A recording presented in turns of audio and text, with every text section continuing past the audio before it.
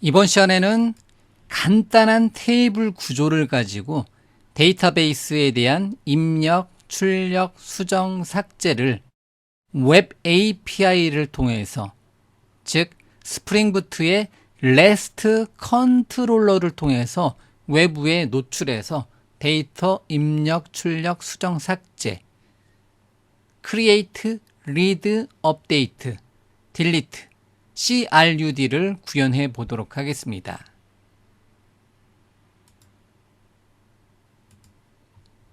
우선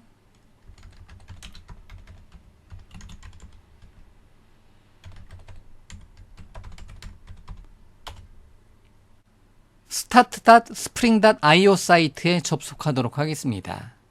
스프링 이니셜라이저 사이트에 접속을 했고요.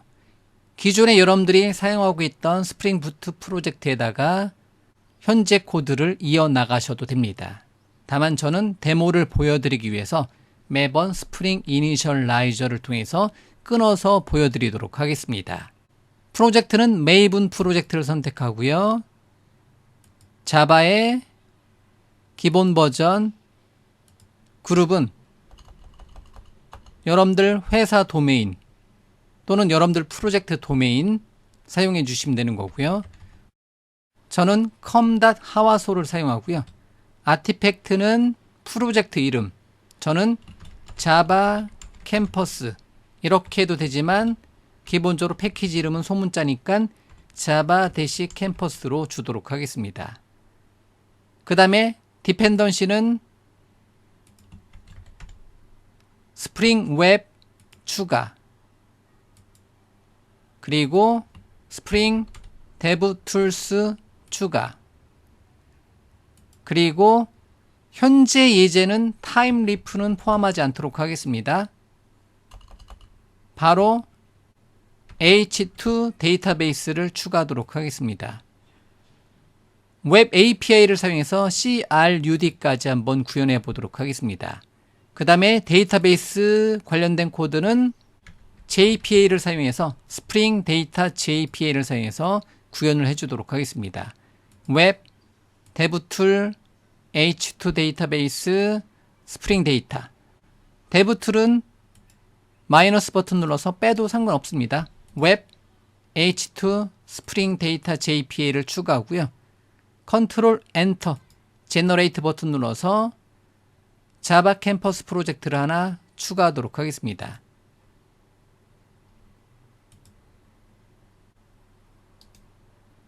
자바 캠퍼스 프로젝트를 압축을 풀도록 하겠습니다.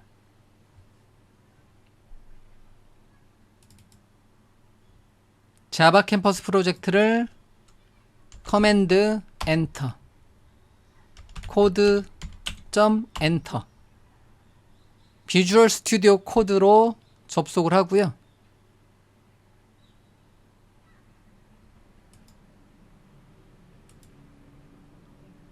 그 다음에 패키지 설치 과정이 조금 필요하니까요.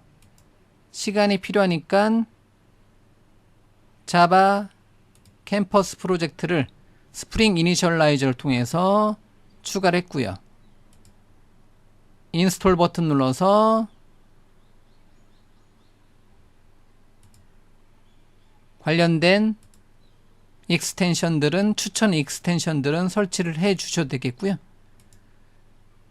그리고 뱅글뱅글 돌면서 메이븐 패키지들을 설치를 해 주도록 하겠습니다.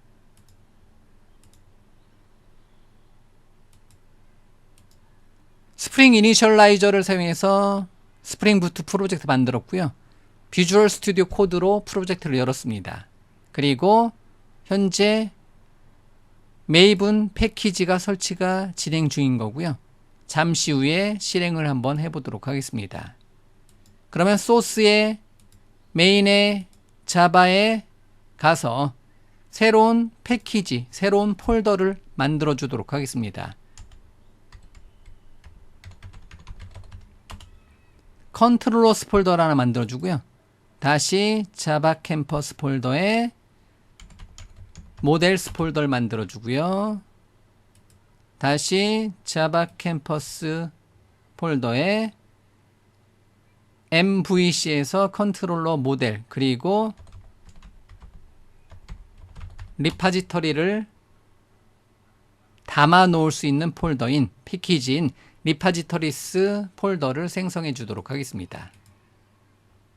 그러면 모델은 정말로 간단한, 제가 강의에서 몇 번 최소한의 모델 클래스, 최소한의 엔터티 클래스를 사용해서 여러 번 연습할 텐데요.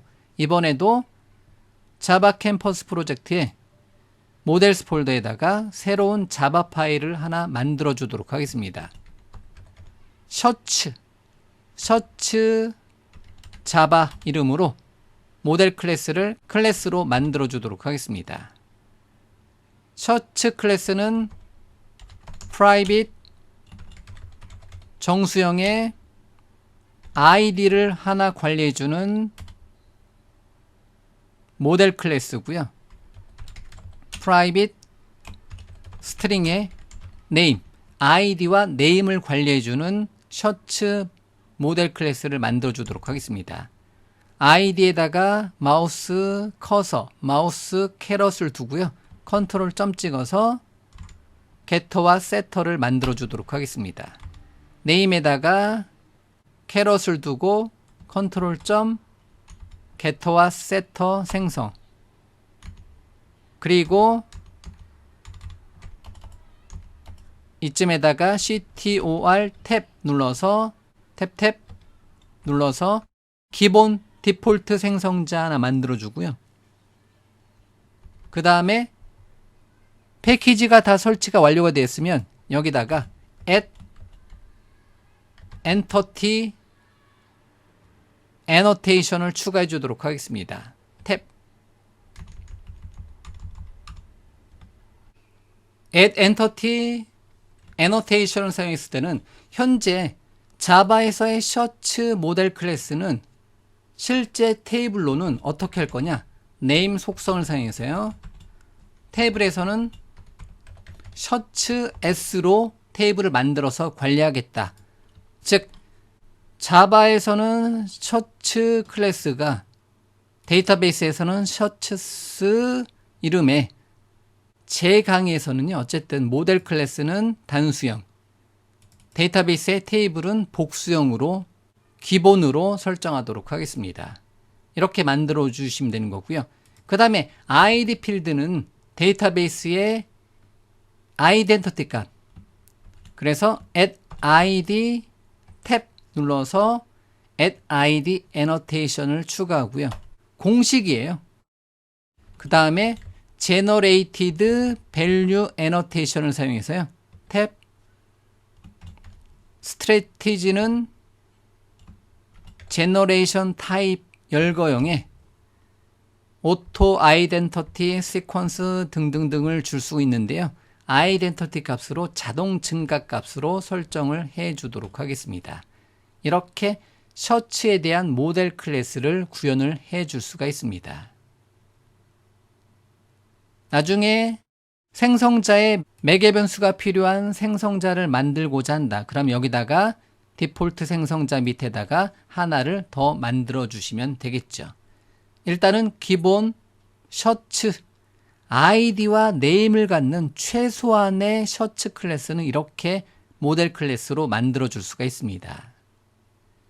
자, 그러면 셔츠 클래스를 바탕으로 데이터베이스 입출력 기능을 구현해 주고 싶다. 그러면 여러분들이 원하는 폴더에다가 만들어 주셔도 되겠고요. 저는 스프링 데이터 JPA를 사용해서 리파지터리스 폴더에다가요. 새로운 클래스 파일을 하나 만들어 주도록 하겠습니다. 뭐뭐뭐 리파지터리 이름으로 자바 클래스 파일을 하나 만들어 주도록 하겠습니다. 셔츠 리파지터리 자바 이름으로 여기는 퍼블릭 인터페이스로 셔츠 리파지터리 이름으로 인터페이스를 만들어 주도록 하겠습니다.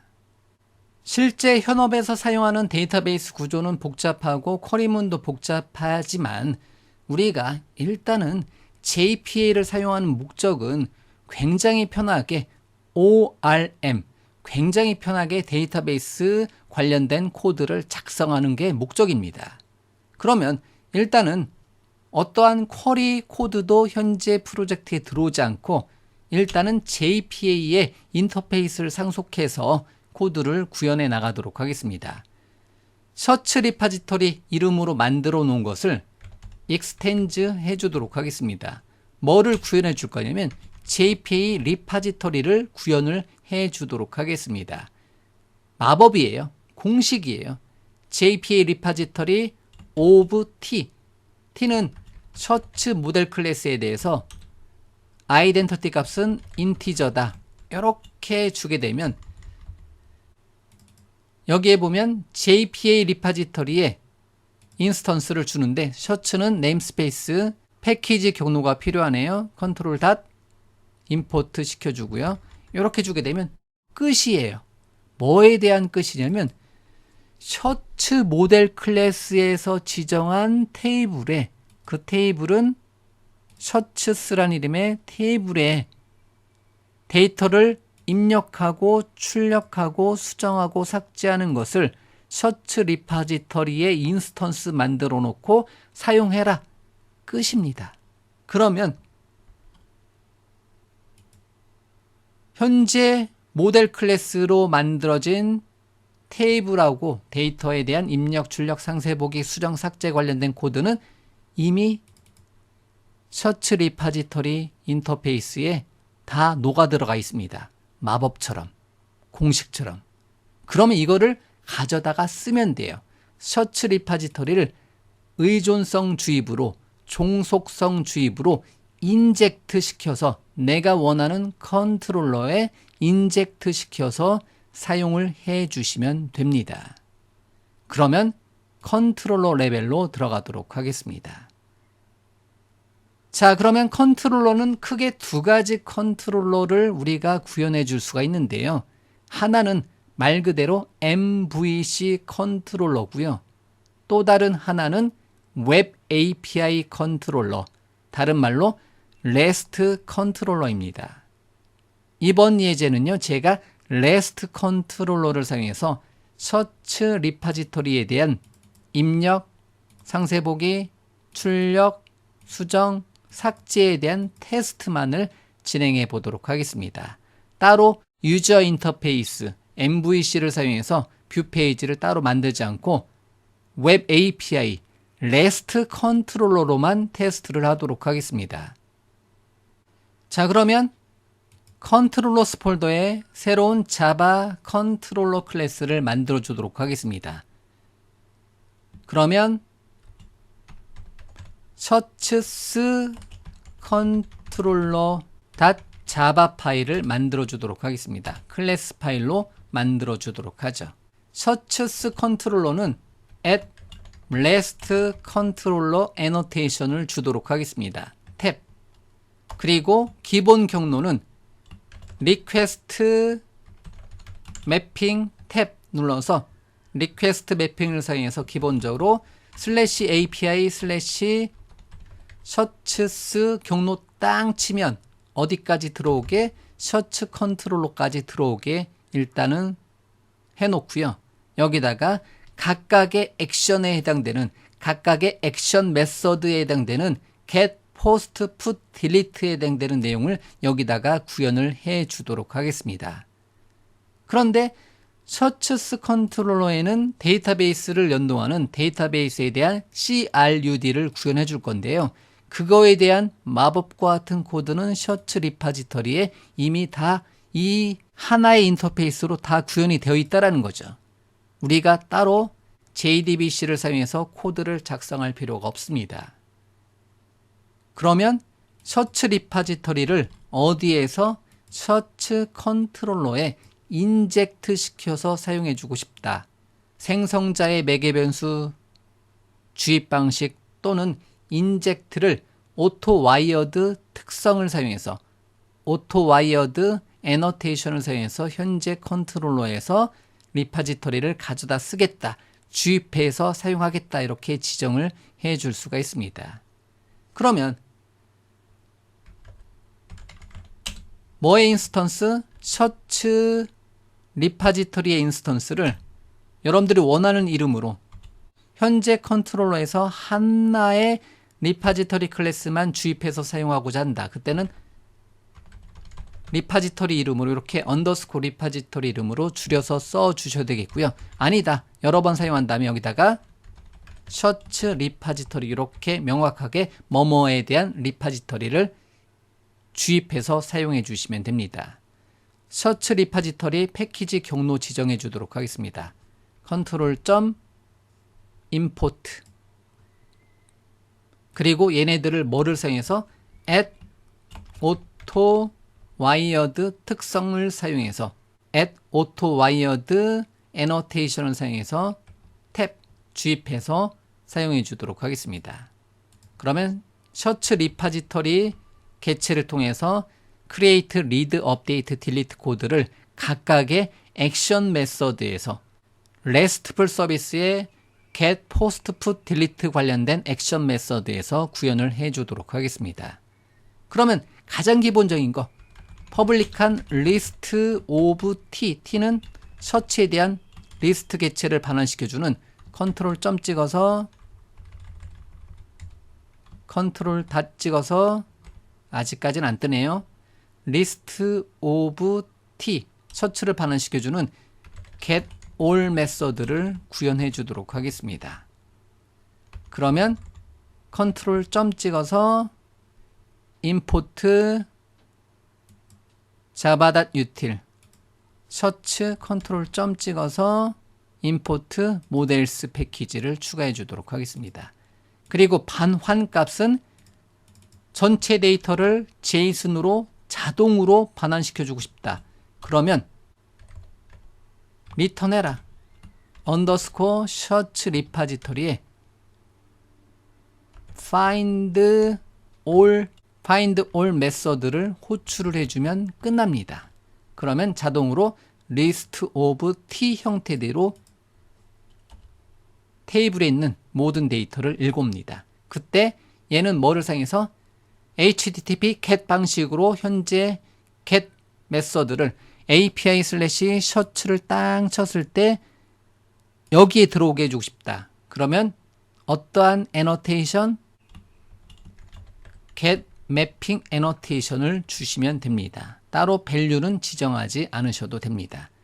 그러면 현재까지는 데이터베이스에 기본적으로 리소스의 애플리케이션과 프로퍼티에 아무런 내용을 지정하지 않으면 인메모리 데이터베이스로 우리가 H2 데이터베이스에 대한 참조를 추가를 해놨기 때문에 여기다가 아무런 설정을 하지 않으면 인메모리 데이터베이스로 우리가 연습할 때만 뭐가 실행이 된다?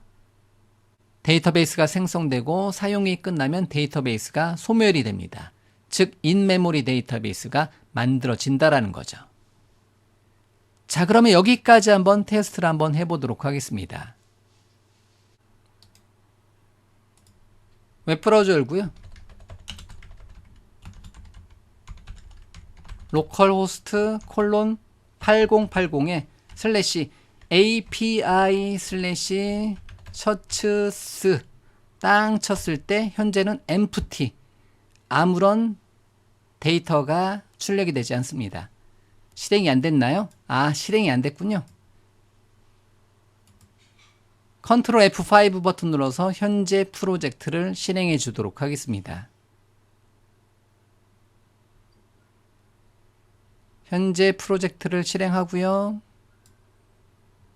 실행이 완료가 되었으면 새로 고침. 그러면 현재까지는 empty로 어떠한 데이터도 들어있지 않은 것을 우리가 확인해 줄 수가 있습니다.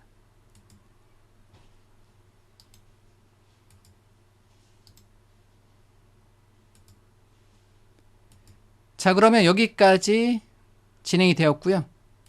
컨트롤 C, Y, 엔터. 일단은 종료를 해놓고요. 그러면 일단은 여기까지만 한번 정리를 한번 해보면 현재 데이터베이스도 안 만들었고요.